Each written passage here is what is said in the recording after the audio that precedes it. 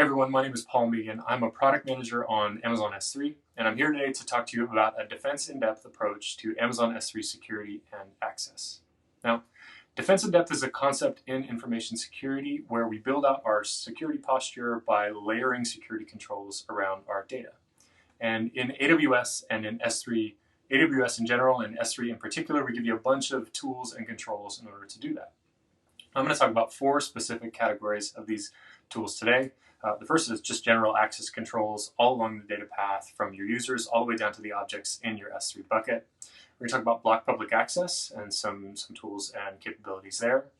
Encryption, as well as data protection in order to prevent accidental or malicious deletes within your S3 environment. Okay, so we'll start with access controls. Now, we're going to start simple.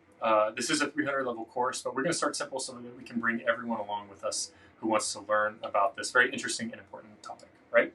So in the beginning, there is a user and there is a bucket, right? User permissions are defined in IAM policies. Bucket permissions is defined in bucket policies, resource policies, right? So we're going to talk about both of these and kind of how they work together, right? Here is a very simple IAM policy, right? It has the 3 mandatory elements that you must have in every IAM policy. It's a simple policy that allows a user to read and write to a bucket called reinvent bucket, which is a bucket in my account. Okay. The first mandatory element is the effect. The effect specifies whether a statement results in an allow or in an explicit deny. The second element is an action, which specifies the action that will be allowed or denied. In this case, we're referring to S3 puts and gets. The third mandatory element is the resource. It specifies what the statement covers. In this case, the what is the bucket, the reinvent bucket, reinvent-bucket that it resides in my account. Okay, so that is your super simple IAM policy. It can be attached to a role and assumed by a user. And within the 4 walls of an AWS account, this is pretty much all you need to get going, writing and reading from an S3 bucket. This policy effectively says, hey, these users are allowed to read and write to objects in that bucket. Okay. Now, if you want to write across account boundaries, like from one account to another, to a bucket in another, then this is insufficient, right? S3 buckets are private by default. So if you want to make data in your bucket available to users in other AWS accounts, you have to go take an action and change the default configuration of your bucket. The action that you need to take is to go write a bucket policy. Now, bucket policies have the same syntax and language as the IAM policy that we saw on the previous slide, just with one additional required element, and that is the principal element. The principal just specifies who the statement covers. In this case, it recovers a fake AWS account ID 111111. We're going to talk about 1111 a bunch over the course of this presentation. It is an AWS account ID, a fake AWS account ID. Okay. So now we have a number of valid principles that you can use when constructing your policies. In our case, we're going to use an AWS account, but you can also, as principle, use IAM users, federated users, IAM roles, assume role sessions, AWS services, or even anonymous users, which is totally not recommended. Okay. So now we're good. We have an IAM policy that says these users can read and write objects to that bucket.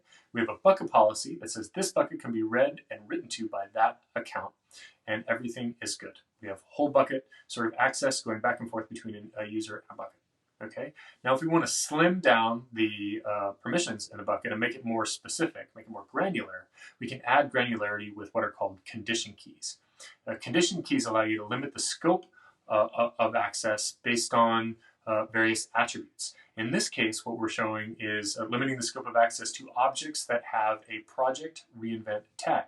Now, object tags in S3 are basically key value pairs that you can label your objects with. So in this case, the key is project, the value is reinvent, and you can see the condition that I've inserted into the bucket policy from the previous slide that says, hey, we're only going to scope this allow, this effect that we've defined in our bucket policy, when we have that string equals match, right? When the condition matches the project reinvent tag that is applied to underlying objects. So as a result, we get the same effect, the allow, allowing puts and gets, but only to a subset of objects. Okay. In my opinion, condition keys really where the magic happens. When we talk about writing policies in AWS. We have a ton of them. This is a tiny text list of all of the S3 condition keys, but we have global condition keys, we have IAM condition keys, we have condition keys for basically every service within AWS. So I encourage you to go take a look at those and kind of explore what sorts of policies you can write using condition keys to sort of add granularity and specificity to your access policies. Okay? So we've now established that we can and we are allowed to write to this bucket, given the set of policies that we've written so far, but should we? This is actually an important question to ask yourself, and it's not obvious a lot of times. It's not obvious whether you should write to any given bucket, right? So in our very simple example, it's quite evident, right? We've already said that we want this user to be able to write to a bucket, reinvent bucket, which is sitting in AWS account 11111, right? Everything is good. That's what we expect. Now, if we want to go enforce that behavior, we want to go say, yeah, we want to enforce the behavior of this client writing to a bucket in that account. We have a new feature in S3 called bucket owner condition. What bucket owner condition does, it allows you to add an AWS account ID to a request and enforce the fact that the bucket that you're writing to is in fact owned by that AWS account ID. So in this case, we pass in account ID 1111 on the request. It is in fact owned by AWS account ID 1111, and so we're good. The request is allowed. Now, if our user were to go typo the bucket name, for example, and attempt to write to reinvent bucket without the dash, owned by account ID 2222, with bucket owner condition in place, that request would be denied. Even if the permissions were such that they would seem on the surface to be allowed, bucket owner condition would prevent the write from going through. So it's a great way for you to just enforce the fact that you know you'll be writing to a bucket that has a known owner, your expected owner, when you go write and place that data in that bucket. Okay, so that is a bucket ownership control. Now, we also have added recently object ownership controls. Before we talk about what we've added, though, let's just first talk about the default behavior for object ownership.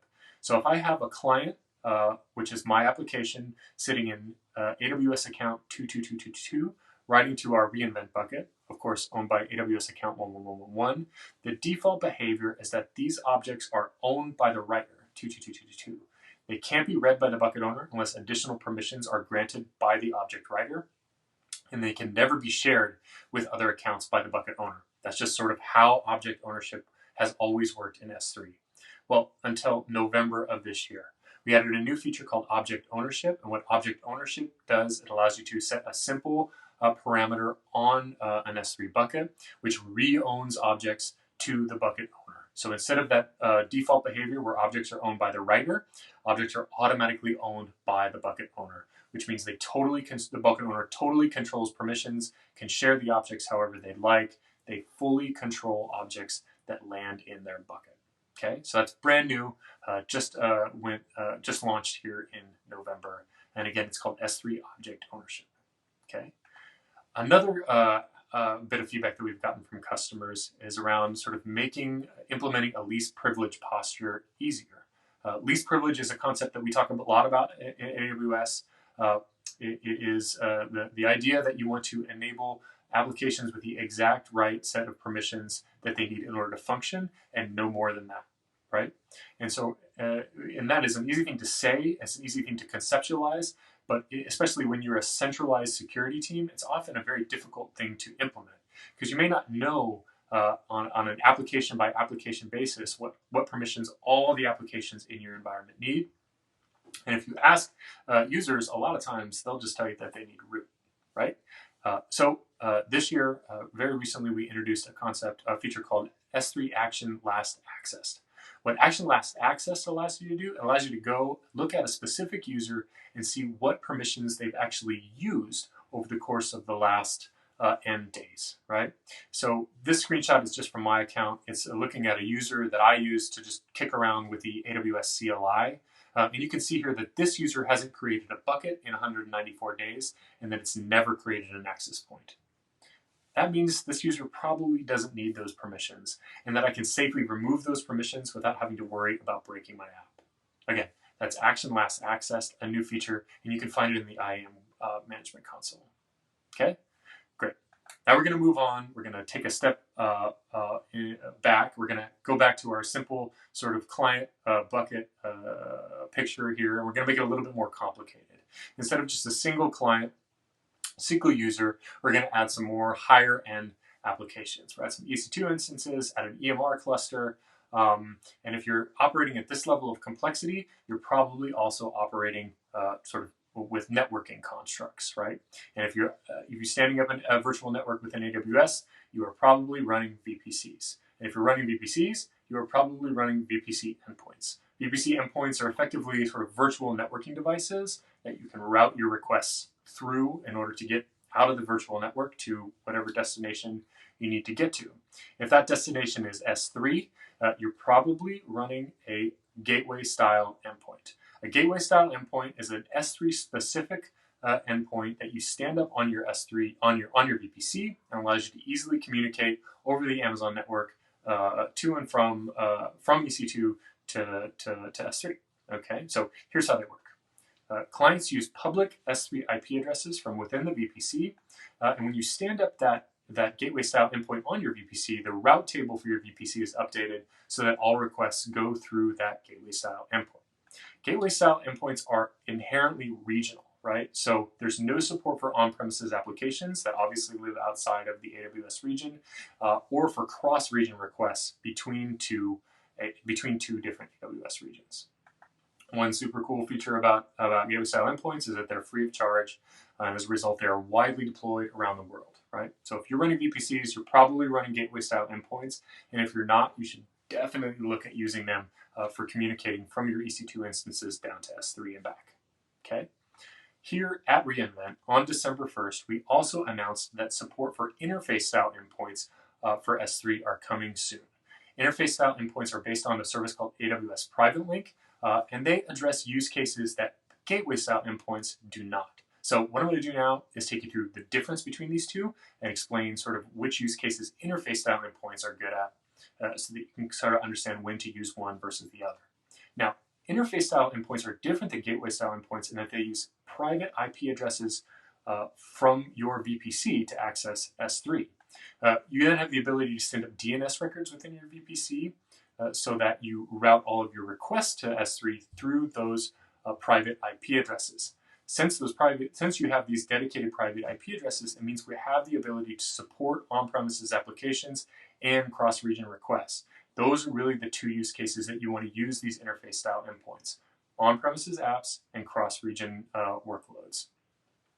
Another important difference between gateway style and interface style endpoints is that interface style endpoints do carry a charge. So as you model out your costs, you want to make sure you understand that and that you're taking that into account as you're deciding which one of these two to use.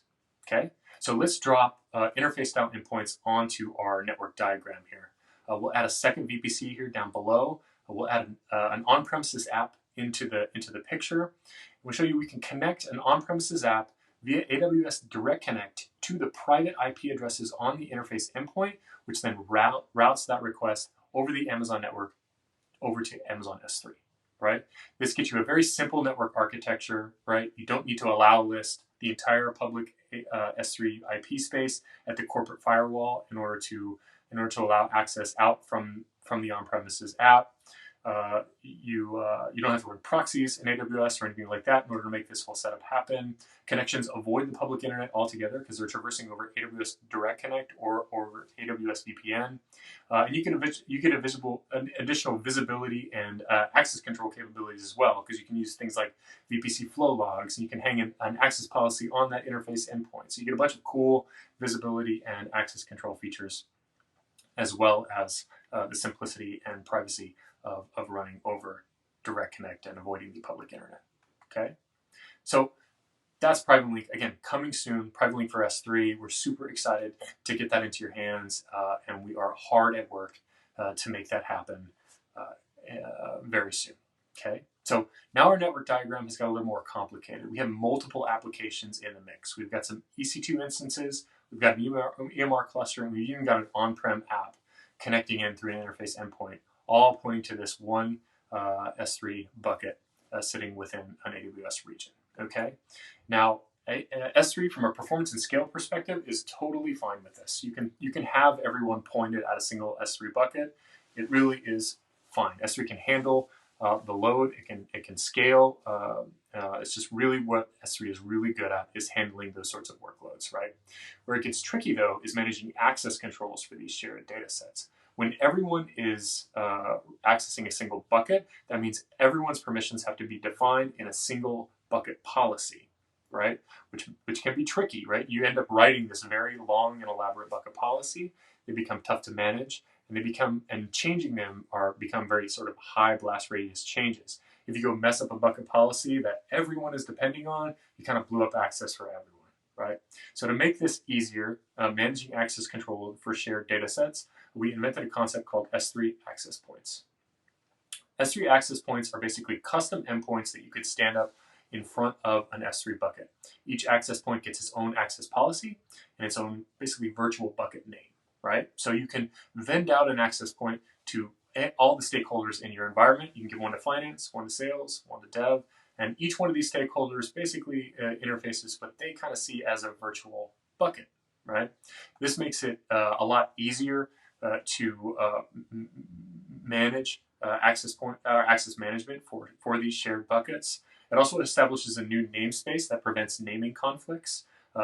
These access points are not in the sort of that traditional global namespace that exists with S3 bucket names. Access point names are account region local, so you can use and reuse them around the world. And it's super easy to restrict network traffic to specific VPCs when you're using access points. Okay, so if we track back to our network diagram here and insert access points into the mix, this is kind of what it looks like, right? We would vend out an access point for each of these three apps in our environment, and we would write a policy for each one of those so that we could fully express the permissions necessary for each one of these very different and independent applications in our environment. Because of the way that access points are named, we also have some interesting policy choices that we can make on the VPC endpoint as well. You can write a policy that effectively says, and this is what you see on the left side of your screen, this is a policy that effectively says, hey, clients in this VPC can use access points in that AWS account. This makes it very easy for you to easily restrict the clients within a VPC to resources that are mine, right? And prevent requests from going to resources in S3 that are not mine, right? So for example, you can see the purple text in the policy on the left. It's effectively saying, hey, I'm going to allow requests to go to access points that are owned by account ID 1111. You can see that account ID there in the ARN that is called out in that resource element in the VPC endpoint policy. This means an access point on top of our friendly reinvent bucket there, which is owned by account ID 1111, is going to work fine. If I come along afterwards and send up new buckets and new access points within that same account, that's totally fine. The policy will continue to work. I don't need to go hard code individual buckets or access points into the VPC endpoint policy. But if one of my users goes and tries to copy data out of the VPC into an access point that is not mine, that is owned by AWS account ID 22222, that would be denied by this VPC endpoint policy. Likewise, if they went out and tried to just copy to any old bucket to not an access point, that would also be denied. So it's just an easy, cool way to establish a perimeter around the data that you have in S3 and to solve this sort of mine not mine problem in policy on the VPC endpoint using access points on top of your buckets. That's sort of the southbound case, heading with requests coming down from the VPC to the S3 access point.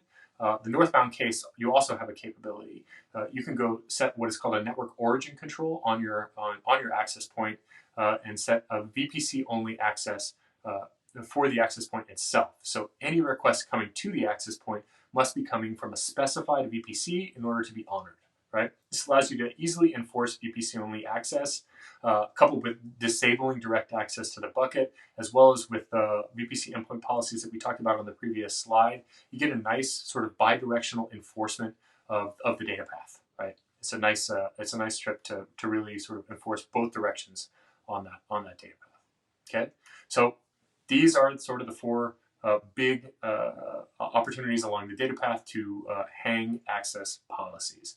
IAM policies, which we started our access control policy talk with, VPC endpoint policies, S3 access point policies, and S3 bucket policies. You really have multiple opportunities to hang the exact right policy in the exact right place in the data path, depending on what you're trying to achieve, when and where, right?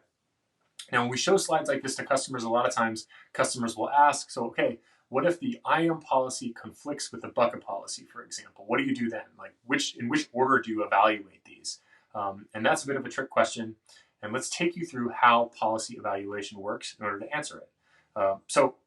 This is super important for your mental model as you're sort of writing and constructing policies within AWS. Understanding this policy evaluation framework is a sort of a primitive in really understanding AWS access controls. The first thing to understand is that the decision always starts at deny, right? We don't actually evaluate policies in any particular order. We evaluate them all at once. So if anyone ever asks you, in what order are policies evaluated, it's a trick question. They're evaluated all at once. If there's any explicit deny in any of those policies, then the decision is deny. There's no override, there's nothing like that. Any deny results in a deny. If there's not an explicit deny, we look for an explicit allow. If there is an explicit allow, then the decision is allow. If there's no explicit allow, then the decision defaults back to a deny. And so that is how policy evaluation works. And that is access controls in sort of a nutshell. Okay. Now, let's move on to block public access. So block public access is a feature in S3 that applies blanket protection against accidental public access. You can set it at the bucket level or at the account level. It can be applied to ACL access, bucket policy access, or to both. Okay, this is what it looks like in the UI. You can find it in the permissions section of the bucket properties screen in the S3 management console. It's right there, and these are the details of the config down below. I'm going to zoom in on those, and again, you can see here I have options to block public access granted by ACLs, public access granted by bucket policies, and I also have the option to either block new public access or to block all public access. You may want to block new public access if you're not exactly sure what public access your app depends on, and you just want to say block all public access going forward. But really, where you ultimately want to be, unless you have explicit requirements for an internet-facing app that does require public read access, you really want to be enabling block all public access. You want that check mark on the top of the UI that turns off block public access altogether. In fact, the best practice that we think is the most important for customers to understand and try to implement is to enable block public access at the account level, which you can find in the S3 management console on the left-hand nav. Okay, enabling this important security control at the account level means that any bucket created now or in the future will have the correct block public access settings applied without you having to do anything else. Okay, so access analyzer or block public access is that sort of blunt instrument to apply to block all accidental public access within your account. We also have Access Analyzer for S3, which is sort of a nice little dashboard that allows you to see the state and understand the state of your sharing of buckets in a region. So Access Analyzer analyzes permissions for all the buckets in an AWS region, provides a simple dashboard that shows you all of your public buckets, and in true Amazon fashion gives you a one-click experience for blocking any public access that Access Analyzer uncovers. Here's what it looks like in the UI. Okay, you can find it again in the left-hand nav, and these top boxes are where we will show you all of the buckets in a region that have public access turned on. Right? Not only will we show you the buckets, but we show you sort of why public access exists. You can see here it's because of a public bucket ACL that is making these three buckets here public. Okay. In addition to the public sharing, Access Analyzer will actually show you all sharing. So if you had a tech that set up a bucket 3 years ago before you joined the company, you're not exactly sure how it was set up, you haven't dug into every single bucket policy across every bucket in the environment, Access Analyzer is a great way to sort of take stock of all of the sharing, not just the public sharing, but all of the sharing that is occurring with your buckets in an S3 environment. So definitely recommend that you turn it on. These are my three sort of key best practices for you to take a look at coming out of this presentation. Aside from always turn block public access on, that's sort of the best practice at 0. That's not on this list, but the first thing is to run run Access Analyzer. It's a free tool, and there's no reason not to understand how your buckets are being shared. Right? It's a free tool. It exists in most AWS regions.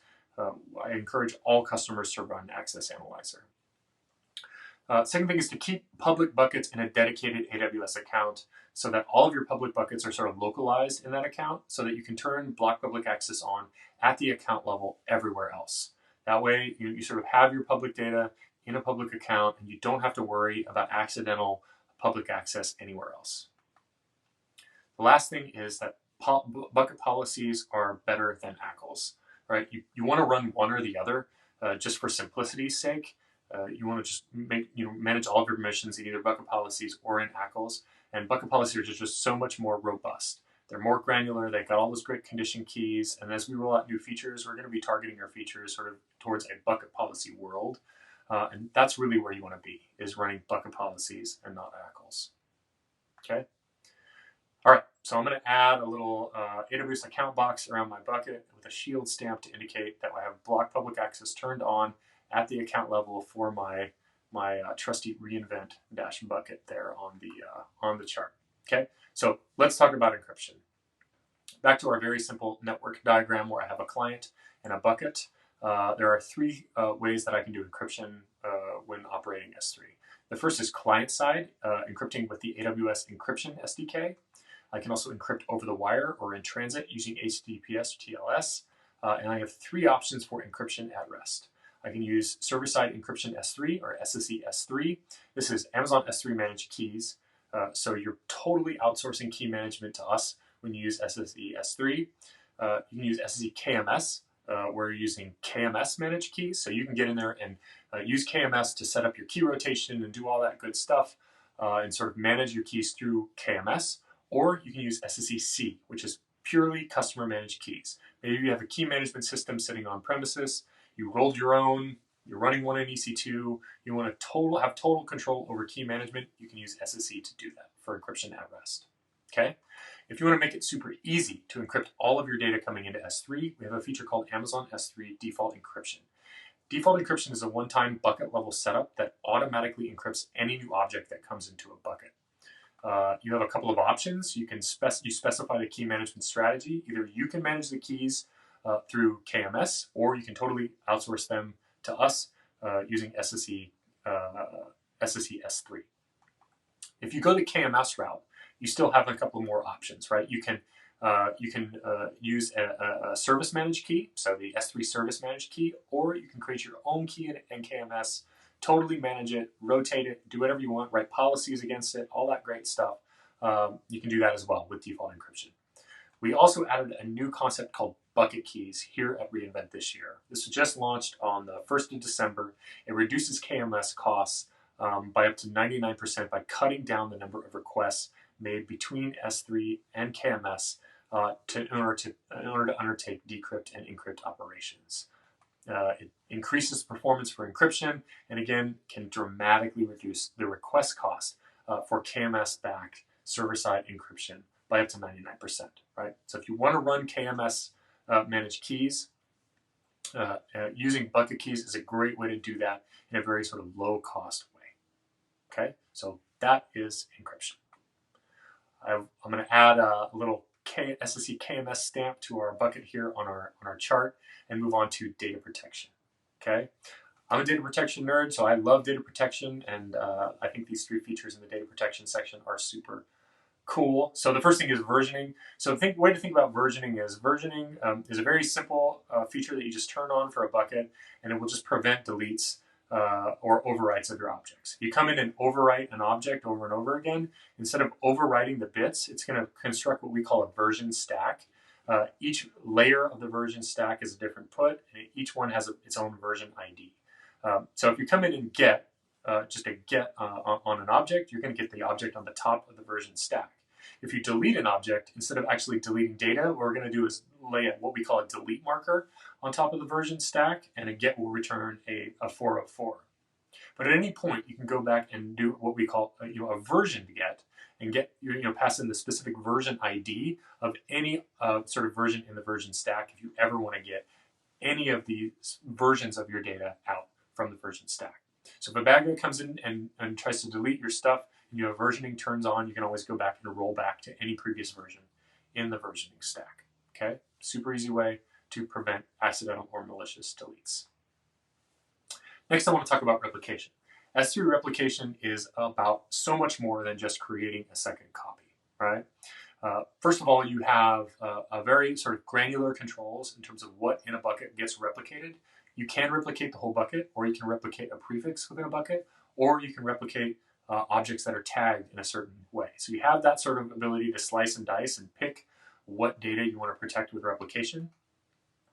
You can protect in or across regions. So you can replicate to any second S3 bucket. It could be within the region that your primary data is in, or in a second AWS region. We will continuously replicate your data, automatically generating that second copy.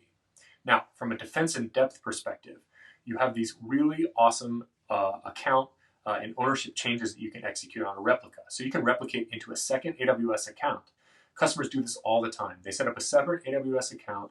The permissions are set up, like super locked down, basically only allowing the S3 replication system to write into this bucket. It's the only permissions allowed on the bucket, and then they just kind of throw the keys away for that second lockdown AWS account, right? It's a great way to protect against AWS account compromise, right? This is a question that auditors are often asking, especially enterprise customers, how you're protecting against this threat vector, and replicating into a second account is a great way to do that. On top of that, you can replicate into a lower cost storage class, such as Glacier or Glacier Deep Archive, in order to keep your storage costs down. Okay, so that's replication. Great way to protect against bad actor delete protection. And then the final thing that I'll talk about here in the data protection section of this talk is object lock. Object lock delivers immutable objects in S3. It's sort of SEC grade, write once, read many immutability.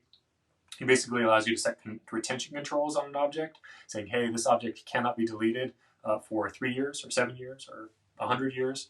And S3 will, from that point forward, prevent any delete requests against those objects. Also gives you a bunch of auditing and visibility controls so that you can understand sort of how retention controls are being managed and changed in your data over time. Okay, so that is object lock, the third data protection feature that I wanted to point out for you today. So we add that second bucket into the mix, as well as some additional delete protection controls in the form of versioning and object lock, and that is my total defense in depth picture that I wanted to paint for you today here in this reInvent session. Again, we spoke about access controls, we spoke about block public access, we spoke about encryption, we spoke about data protection in order to prevent malicious or accidental deletion. Thank you so much for attending my talk today. We really appreciate your partnership, all the feedback that you send us here at reInvent and throughout the year. And as we build product, we always work backwards from what our customers tell us to build. And as we make reInvent presentations and try and put this content together for you, we always work backwards from the feedback that you provide at the end of sessions like this as well. So please take the time to complete the session survey and let me know how I did. And we'll see you next year.